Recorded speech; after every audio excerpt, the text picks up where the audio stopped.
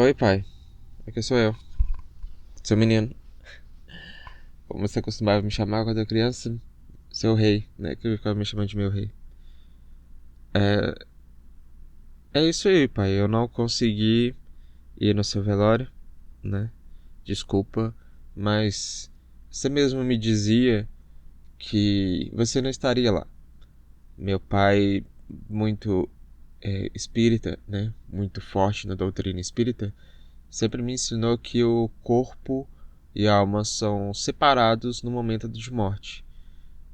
E então que ele não estaria lá. E já tendo resolvido outras várias coisas antes do velório, o senhor sabe que eu não teria essa força toda para poder ir. A minha irmã, infelizmente, também não conseguiu ir. O senhor sabe muito bem o que aconteceu com ela, por que ela não pôde vir. Então, foi mais por causa disso. Eu. Eu já pedi muita desculpa pro senhor por tudo, por me achar culpado por várias coisas. Por ter achado que eu poderia ter feito diferente, que eu poderia ter dado mais atenção, que eu poderia ter sido mais paciente e tal. Mas aos poucos eu fui entendendo que foi coisa de momento e que no final das contas, esteja o senhor onde estiver, o senhor entende que eu não sou assim. Eu eu vou continuar com o nosso plano original, com o que a gente já tinha conversado há muitos e muitos anos sobre o que eu deveria fazer com tudo, como o senhor gostaria que eu tocasse minha vida depois que o senhor partisse, porque depois que a gente descobriu o câncer, parece que tudo virou. Nossa principal pauta virou sobre isso, mas querendo ou não, também era inevitável. Eu sei que, no fundo, o senhor fez isso só para poder me preparar.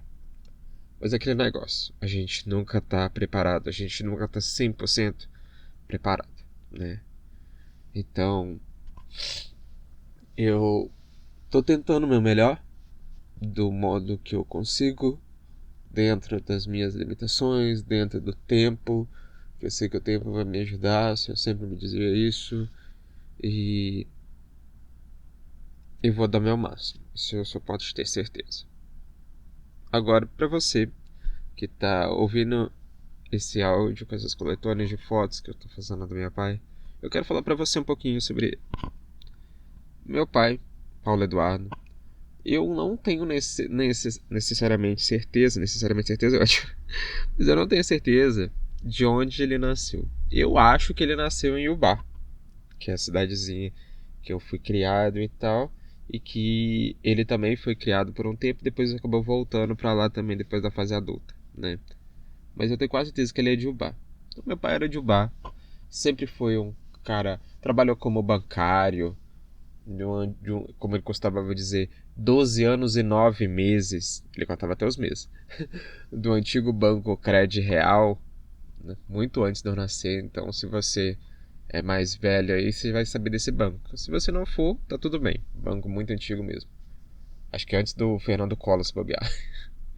Então, trabalhou por muitos anos nesse banco, fez o seu armazém, teve a sua padaria aqui em Belo Horizonte e tal. E meu pai sempre foi uma pessoa muito humilde, sabe?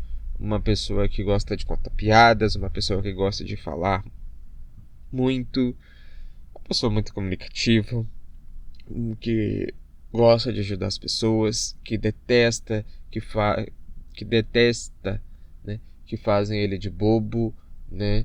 Porque ele não vou dizer que ele não acreditava na maldade das pessoas, não acho que era esse tipo de coisa, mas é porque ele justamente pensava muito nessa questão de tipo, eu prefiro pensar que aquela ajuda que eu tô dando pra pessoa vai ser porque ela precisa realmente do que ela vai usar para outros fins. Ele sempre foi esse tipo de pessoa.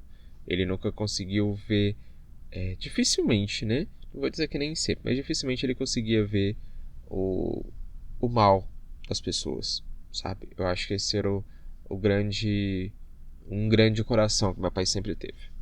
Só que também, né? Não é como diz o povo, né? Não é porque morreu que virou Madre Teresa, né? Ele mesmo gostava dessas piadas ridículas, né? Então vamos falar aqui também. Meu pai sempre foi um fumante. Eu costumava brincar dizendo que eu nunca conheci meu pai sem um cigarro, que ele ficava comigo num colo e o cigarro no outro, né? E não era nem exagero meu, era isso mesmo. E não, já adianto para você que está ouvindo esse áudio, não, meu pai não faleceu por conta do cigarro, apesar do cigarro ter sido sim uma complicação, apesar de sim dele ter fumado mais de 40 anos por aí, né? Sim, foi uma complicação. Mas o que levou meu pai foi uma doença que ainda a gente não tem cura. Uma doença que, no caso dele, foi silenciosa. E que, pro meu azar, ainda por cima, eu tenho conhecimento da área, que foi o câncer, né? A gente descobriu um pouco menos de 3 anos. A evolução do quadro clínico dele foi bastante rápida, pelo que a gente esperava. Mas ainda assim, é daquele jeito, né? Tanto os médicos não sabem dizer quanto tempo a pessoa tem, porque a evolução da doença varia de organismo para organismo, como a gente familiar também nunca está preparado para o momento fatídico. Eu acho que posso colocar assim. Meu pai foi, né? Se ele foi. Mas eu digo que ele foi, não vou dizer das maneiras de se desencarnar, como ele era espírita, então eu vou respeitar aqui essa visão dele de pós-vida. Ele foi, eu acho que da maneira mais tranquila possível. Apesar de estar respirando com a ajuda de oxigênio, nasal pelo menos, né? Apesar de não estar se alimentando, não estar bebendo, estar bastante debilitado, fraco, tudo mais, ele foi dormindo. Eu digo porque eu estava com ele no hospital, eu estava de acompanhante dele ali no leito do hospital. Tinha outros pacientes com acompanhantes no mesmo leito. E foi de madrugada, praticamente de madrugada, né? Foram às 11 horas mais ou menos da noite. Eu tava indo dormindo, eu tava me arrumando ali do lado ali para dormir. E para mim ele estava deitado de lado dormindo. Então, como eu tô dizendo para todo mundo, dormindo ele estava, dormindo ele foi. Ele não sofreu, ele não gritou de dor, de falta de ar, nem nada. O que só me acalenta. Pai, uma última palavra que eu tenho para falar para você. Tudo aquilo que a gente combinou, tudo aquilo que eu te falei, há muitos anos atrás, muito próximo, na verdade, de quando a gente descobriu a sua leucemia, eu vou cumprir. O máximo que eu puder, dentro de todas as minhas. Não vou fazer nada errado. Não vou fazer nada ilegal. Tudo dentro da lei, tudo que eu puder fazer, tudo que eu conseguir, até onde eu conseguir fazer. O que o Senhor me pediu, o que o Senhor me fez me prometer fazer, eu vou fazer. Porém, se a situação não for das melhores, eu sei que o Senhor vai me entender se eu tiver que retroceder nesse nosso acordo mas caso aconteça isso, só pode ter certeza de que eu vou correr atrás o mais rápido possível para voltar com o caminhão para os trilhos. Vou fazer um trocadilho como eu só costumo fazer.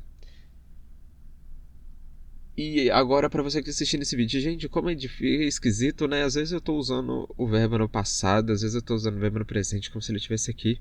Mas eu não sei se é porque tá muito próximo ou se é porque eu ainda sinto a presença, sei lá, né?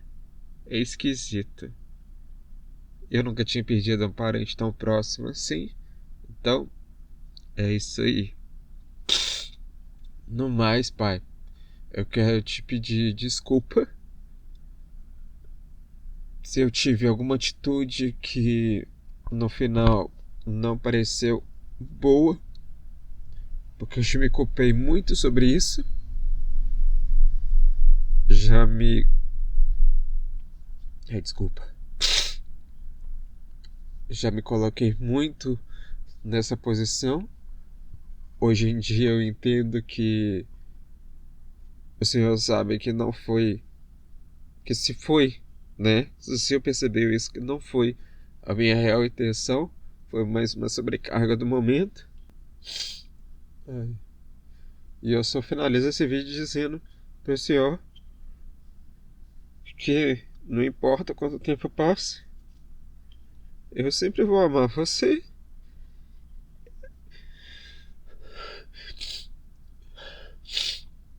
E sempre vou sentir sua falta. Te amo, meu velho. Até mais, pessoal.